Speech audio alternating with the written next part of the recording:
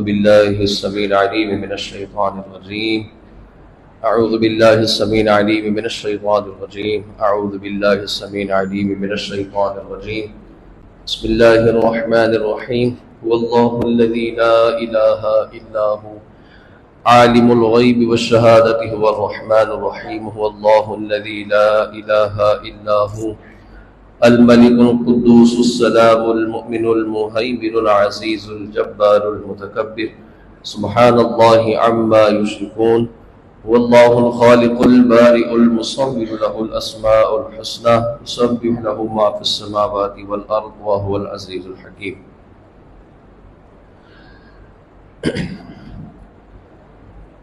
کل کلام مجید کی ایک آیت کریمہ میں نے آپ کے سامنے رکھی تھی. اللہ تعالیٰ فرماتا ہے وَعَلَى اللَّهِ فَلْيَتَوَكَّلِ الْمُؤْمِنُونَ کہ مومنوں کو چاہیے کہ وہ اللہ کی ذات پر توکل کریں، اس کی ذات پر بھروسہ کریں، اس کی ذات پر یقین کریں.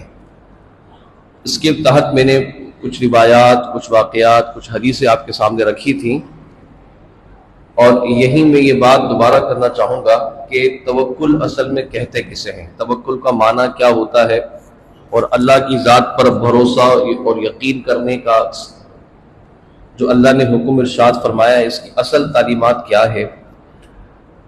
یاد رہے توکل اس عمل کو کہتے ہیں کہ جب آپ زندگی گزارنے کے تمام وسائل و اسباب کو اکٹھا کر لیں اور اس کے بعد پھر اللہ کی ذات پر یقین کریں. اسباب سے ہٹ کر اللہ کی ذات پر یقین کرنا وہ پھر توکل نہیں کہلاتا. اب مثال میں آپ کو سمجھاتا ہوں. مجھے اگر بھوک لگی ہے تو میں اپنی بھوک کو مٹانے کے لیے کیا کروں گا؟ روزی کمانے کے لیے نکلوں گا، روزی کماؤں گا. روزی کمانے کے بعد جو میرے پاس جو اسباب مجھے ملیں گے پیسوں کی صورت میں، اس سے میں اناج خریدوں گا. اناج خرید کر کاٹوں گا، اس کو سارے معاملات کروں گا، پھر پکاؤں گا، پھر میں اس کو کھاؤں گا. اس کو کہتے ہیں اسباب کو تلاش کرنا. اور جس وقت آپ اسباب تلاش کر رہے ہوں اس وقت اللہ کی ذات پر یہ یقین کیا جائے کہ اللہ تعالیٰ مجھے اس سے بہتر دینے پر قادر ہے، اور جو میں تلاش کر رہا ہوں اللہ تعالیٰ وہ مجھے ضرور عطا کرے گا. روزی کمانے گئے تو آپ کی سوچ یہ ہے کہ میں روزی کمانے نکلا ہوں تو میری سوچ یہ ہے کہ مجھے اللہ تبارک و تعالیٰ روزی ضرور دے گا. جو میں خریدنے جا رہا ہوں مجھے یقین ہے کہ اللہ تبارک و تعالیٰ مجھے وہ ضرور دے گا. ایسا تو ہے نہیں کہ آپ بھوک لگی ہو گھر میں بیٹھے رہیں اور بولیں خود ہی اناج آ جائے، خود ہی پک جائے، خود ہی پلیٹ میں آ جائے، خود ہی میرے منہ میں چلا جائے، خود ہی حلق میں اتر جائے. ایسا نہیں ہے. اب بھوکے ہونے کے بعد یہ کہنا کہ مجھے اللہ پر بھروسہ ہے، اللہ مجھے کھلائے گا، تو اس کو توکل نہیں کہیں گے بلکہ اس کو نادانی کہیں گے یا بیوقوفی کہیں گے. حضرت عیسیٰ علیہ السلام کے پاس ایک شخص آتا ہے اور کہتا ہے کہ میں پہاڑ پر ہوں اور پہاڑ پر چڑھنے کے بعد وہاں سے اگر کودتا ہوں، چھلانگ لگاتا ہوں تو اللہ مجھے بچا لے گا اگر میں اس پر یقین کروں. تو حضرت عیسیٰ علیہ السلام فرماتے ہیں کہ یہ اللہ کی ذات پر یقین نہیں ہے بلکہ تو اللہ تعالیٰ کو یہ کام کر کے آزما رہا ہے، اور جو اللہ کو آزماتا ہے اللہ تعالیٰ اسے رسوا ہی کرتا ہے. اب انسان یہ کہے کہ میں پارکنگ میں گاڑی کھڑی کر دی میں نے اور میں اس کو تالا نہ لگاؤں، بھائی مجھے اللہ پر یقین ہے، تو اس کو آپ بھروسہ یقین نہیں کہیں گے، اسے کیا کہیں گے؟ نادانی یا بیوقوفی. کیوں؟ کیونکہ آپ نے اس کی حفاظت کے اسباب اور وسائل جمع ہی نہیں کیے. جب اسباب و وسائل جمع نہیں کیے ہیں تو اب اللہ تعالیٰ پر یقین نہیں کیا جا سکتا. ان معنوں میں یقین نہیں کیا جا سکتا کیونکہ وہ انسان کو اسباب کے تحت ہی تمام تر چیزیں عطا کرتا ہے. اب خدا نہ خاصہ تالا نہیں لگایا اور وہ چوری ہو گئی تو بولے میں نے تو اللہ پر یقین کیا تھا. اب یہ یقین نہیں ہے، یہ بیوقوفی نادانی ہے.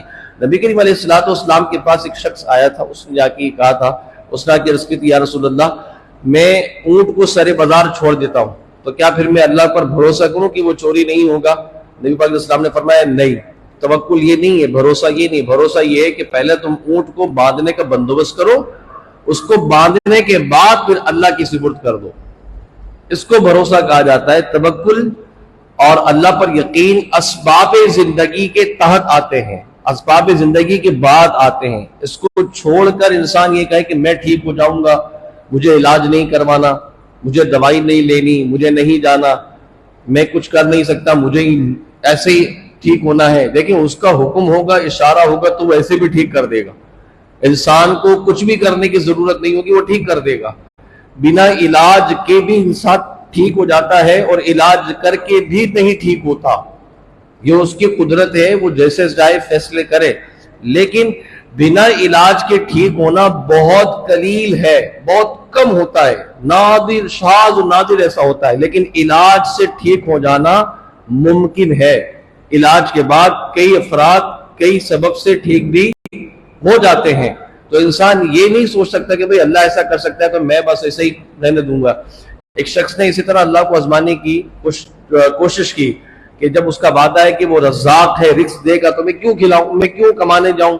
بیٹھا رہا، اور بیٹھے بیٹھے مطلب ایک سمجھیے کہ چوراہے پر بیٹھا رہا اور کہا کہ مجھے بس یہی رزق ملے گا اللہ تعالیٰ کا، میں کمانے نہیں جاؤں گا. اور بیٹھنے کے بعد پھر وہ ایک دن گزر گیا، 2 دن گزر گئے، کوئی پوچھنے ہی نہیں آ رہا، نہ کوئی کھانا نہ کوئی پانی. وہ بھی اٹل تھا کہ مجھے ایسے ہی ملنا ہے. اور یہاں اللہ کی قدرت نظام کے تحت ہے، اس نے ہر چیز کو نظام کے ذریعے ہم تک پہنچایا ہے. اور وہ تیسرا دن گزر گیا، چوتھا دن گزرا تو اس کو غشی آنے لگی، بھوک پیاس کی شدت نے اس کو تڑپانا شروع کیا. نیچے زمین پر وہ کمزوری لاحق محسوس کر رہا تھا، تو وہ درخت جو اس کے ساتھ ہوتا ہے وہ اس پہ چڑھ جا کے وہاں بیٹھ جاتا ہے. اور اب جو جہاں زمین پر تھی وہ زمین خالی ہو جاتی، وہ اوپر ہوتا ہے. اتنے میں وہ اوپر بیٹھ کے کیا دیکھتا ہے کہ ایک شخص ہے جو کھانا لے کے اس کی جانب آ رہا ہے جہاں وہ زمین پر نیچے بیٹھا ہوا تھا. اور اس جگہ پر پہنچ جاتا ہے جہاں وہ بندہ تھا، تو اب اس کو وہ دکھتا ہی نہیں ہے، وہ تو درخت پہ چڑھا ہوا ہے، اب وہاں تو وہ ہے ہی نہیں. اب وہ دوبارہ ریٹرن اس کھانے کو لے کے جا رہا ہوتا ہے، واپس پلٹ رہا ہوتا ہے. اس کو پتہ لگ جاتا ہے کہ یہ کھانا میرے لیے لے کے آ رہا تھا، اللہ نے اپنا وعدہ پورا کیا کہ مجھے بنا کسی محنت کے مجھ تک رزق پہنچا دیا. لیکن اب چونکہ یہ جا رہا ہے، وعدہ تو اللہ کا پورا ہو گیا، اب یہ مجھے حاصل کیسے کرنا ہے. اور وہ دکھ بھی نہیں رہا کہ بندہ کدھر، کیونکہ وہ تو بیٹھا تھا درخت کے اوپر. تو وہ اس بندے کو اپنی جانب متوجہ کرنے کے لیے آواز دیتا ہے کہ بھائی میں یہاں ہوں، رکو میں آ رہا ہوں. وہ نیچے اترتا ہے، بیٹھتا ہے، کھانا کھاتا ہے. پوچھتا ہے آپ میرے لیے کھانا کیوں لے کے آئے؟ وہ کہتا ہے اس لیے کیونکہ میں روزانہ یہاں سے گزرتا ہوں تو میں نے آپ کو بیٹھا ہوا دیکھا ہے، 1 دن 2 دن 3 دن، تو میرے دل میں خیال آیا کہ نہ جانے کون سا مسافر بندہ ہے، کھانے کو پتہ نہیں مل رہا ہے یا نہیں مل رہا، تو یہ سوچ کر میں کھانا لے کے آیا. تو وہ پھر مسکرانے لگا جس نے کھانا کھایا تھا، جو کہہ رہا تھا کہ اللہ مجھے ایسے دے گا. اس نے کہا یا اللہ تیرا وعدہ تو سچا ہے کہ تو بندے کو بنا کسی محنت کے دے دیتا ہے، لیکن پھر بھی تو نے اس کھانے کو حاصل کرنے کے لیے مجھے آواز لگانے کی طاقت دی ہے. اگر میں آواز نہیں لگاتا تو مجھ تک پہنچ پاتا. مطلب انسان کو چھوٹی سے چھوٹی جستجو کرنی پڑے گی.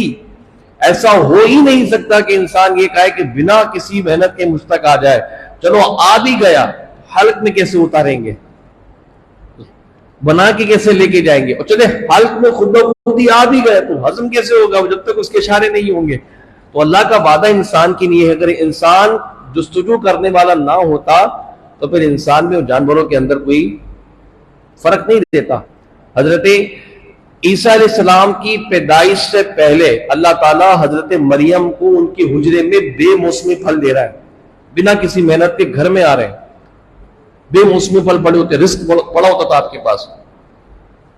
لیکن جب حضرت عیسیٰ علیہ السلام کی پیدائش ہونے لگی اور آپ حضرت عیسیٰ کی حمل سے تھیں، تو اللہ تعالیٰ نے پھر حضرت مریم کو فرمایا کہ اب میں تمہارے پاس اس رزق بھیج رہا ہوں. آپ کے اسی حجرے کے قریب اللہ نے درخت لگا دیا کھجور کا، اور کہا کہ مریم اب تمہیں بے موسمی پھل نہیں ملیں گے، کیونکہ اب تم عملی زندگی میں آ رہی ہو، ایک نبی کی ماں ہونے کے ناطے اب تمہیں رزق تلاش کرنے کے لیے اس درخت کی ٹہنی کو ہلانا پڑے گا. جب آپ اس کو ہلائیں گی تو کھجوریں آپ کے پاس گریں گی. اللہ کے نبی کی والدہ ہیں، بن باپ کے اللہ تعالیٰ حضرت عیسیٰ کو پیدا فرما رہے، تو کیا وہ رزق نہیں دے سکتا تھا؟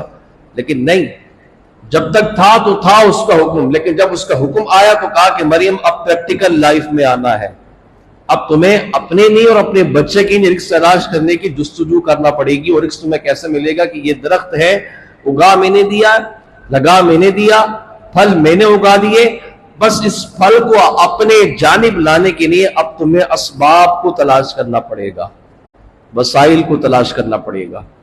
اسے کہتے ہیں ذات پر توکل اور یقین. اگر آپ روزی کمانے نکل رہے ہیں نا، تو آپ یہ ذہن بنا کے نکلے کہ میرا رب مجھے میرے گمان سے بڑھ کر عطا کرے گا. یہ ہے توکل. یہ نہیں کہ آپ کچھ نہ کرے بیٹھے رہے اور بولے مجھے بن محنت کچھ بھی ملنا شروع ہو جائے. تو یاد رکھیے یہ سوچ پھر انسان والی نہیں، جانوروں والی ہوتی ہے. جانور بیٹھا ہوتا ہے. حضرت امام شافعی رحمۃ اللہ تعالی علیہ سے پوچھا کہ آپ کو اللہ کی ذات پر یقین اور بھروسہ کب آیا، مطلب آپ نے اس چیز کو کیسے محسوس کیا؟ آپ فرماتے ایک مرتبہ سفر پر تھا، ایک درخت کے سہارے میں سو گیا، تو کیا دیکھتا ہوں کہ میرے درخت میں سے کوئی چیز منہ پہ آ کے گر رہی ہے. ہوتا ہے مطلب مٹی ہے یا کوئی بھی ایسی چیز، اور مسلسل آ کے گر رہی ہے. اور اس کے ساتھ ساتھ پھر میں ایک چڑیا کو دیکھ رہا ہوں کہ جو بار بار اس درخت میں لگے گھونسلے میں آ کے جاتی ہے آتی ہے اور اس گھونسلے سے ہی کوئی نہ کوئی چیز میرے پاس منہ پہ آ کے گر رہی تھی. تو میں ایسے ہی اٹھ کے تلاش کرنے جاتا ہوں کہ دیکھوں اس گھونسلے میں ایسا کیا ہے، چڑیا بار بار آنا جانا کیوں کر رہی ہے، تو اس کا گھر ہے، اس میں بیٹھ کیوں نہیں رہی. کہتے ہیں اس کے بعد جب میں درخت پہ چڑھا اور میں نے گھونسلے میں دیکھا تو ایک اندھا سانپ منہ کھولے اس گھونسلے کے اندر بیٹھا ہوا ہے، اور چڑیا دوسرے درختوں سے زمین سے دانا لا کے اس کی منہ میں ڈال رہی. اللہ تعالیٰ نے اس اندھے سانپ کے رزق کا ذریعہ بھی کس کو بنایا؟ اس کو بنایا جو خود اس کا شکار ہوتا ہے. چڑیا کو کھا جاتا ہے، مار دیتا ہے، لیکن وہ اس وقت اس کے لیے رزق کا کام کر رہی تھی. کہتے ہیں پھر مجھے اللہ کی ذات پر کامل یقین ہوا کہ میرا رب جو چاہتا ہے جیسا چاہتا ہے پیدا فرما دیتا ہے. تو ہم تو پھر انسان ہیں، ہم اس کی ذات پر کب یقین کریں گے؟ کب ہم توکل کریں گے؟ کب اپنے اسباب کو ٹھیک کرنے کی کوشش کریں گے؟ بس شارٹ کٹ کے چکر میں لگے کہ بس راتوں رات کوئی ایسا وظیفہ مل جائے کہ میں ارب پتی بن جاؤں، ارب پتی کا کھرب پتی بن جاؤں. محنت کچھ نہیں کرنی، وہی 9 to 5 کی جاب کرنی ہے، 12 گھنٹے دکان پہ دینے، 8 گھنٹے ہم نے نوکری پہ لگانے، 12 گھنٹے 14 گھنٹے ہم نے تجارت میں لگانے، اور اس کے بعد پھر آ کے تن جانا ہے، سو جانا ہے، پڑ جانا ہے. نہ یہ دیکھنا ہے کہ حلال کیا ہے، طریقہ حرام کیا ہے، بچنا کس سے ہے، کس سے نہیں بچنا. بس یہ سارے کام ہم اپنے طور پہ چلانے، اور یہ راتوں رات ذہن بنانا کہ ہم بس ہماری کایا پلٹ جائے. ایسا نہیں ہے. وہ قسمتیں بدلتا ہے، لیکن انہی کی بدلی جاتی ہے جن کی قسمت کے اندر بھی ہنر ہوتا ہے. ہماری قسمت میں کھوٹیاں ہیں، کھوٹ ہی کھوٹ بھرا ہے. ڈنڈیاں مارنے کی ہم سوچتے ہیں، چوٹ مارنے کی ہم سوچتے ہیں، شارٹ کٹ مارنے کی ہم سوچتے ہیں، ایک کے کاندھے پر اپنا پاؤں رکھ کے دوسرے کے اوپر چھلانگ لگانے کی ہم کرتے ہیں، اور پھر کہیں کہ اللہ تعالیٰ تو بس دے دے. ایسا نہیں ہے. اللہ تعالیٰ نے ہر چیز کو نیت پہ رکھا ہے. نیتیں ٹھیک ہوں، اس کی ذات پر توکل ہو، اسباب کو تلاش کیا جائے، محنت کی جائے، تو ہی انہیں اللہ تعالیٰ پھل عطا کرتا ہے. ورنہ ایسے زندگی ناکارہ ہو جاتی ہے، برباد ہو جاتی ہے. انسان محنت کرے، جستجو کرے، جتنی طاقت حیثیت ہے اس کے مطابق اپنے رب کے آگے جو ہے اس سے مانگنے کی کوشش کرے، تو پھر اللہ تبارک و تعالیٰ زندگی کے اندر بدلاؤ لے کے آتا ہے. پھر زمین پر پڑے ہوئے لوگوں کو تخت و تاج کا مالک دیکھا ہے. جو زمین پر پڑے ہوتے تھے ان کو لوگوں کی مدد کرتے، ان کو کھلاتے ہوئے دیکھا ہے. وجہ اس کی یہی تھی کہ انہوں نے اپنے حصے کا کام کیا. اللہ تعالیٰ ہمیں بھی اپنے حصے کے کام کرنے کی توفیق عطا فرمائے. وآخر دعوانا الحمدللہ رب العالمین.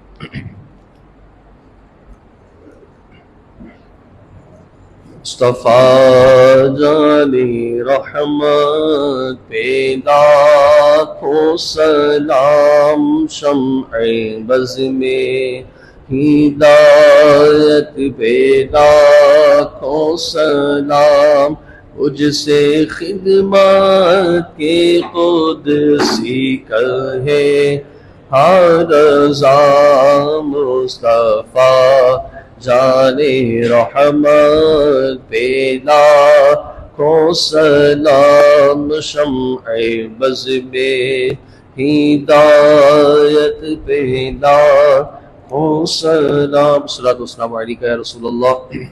ان التیار یوم الصبا یوما الى ارض الحرم بلغ السلام روضة فيها النبي المحترم صلی اللہ تعالی علی خیر خلقہ محمد و آلہ و اصحابہ اجمعین. لا الہ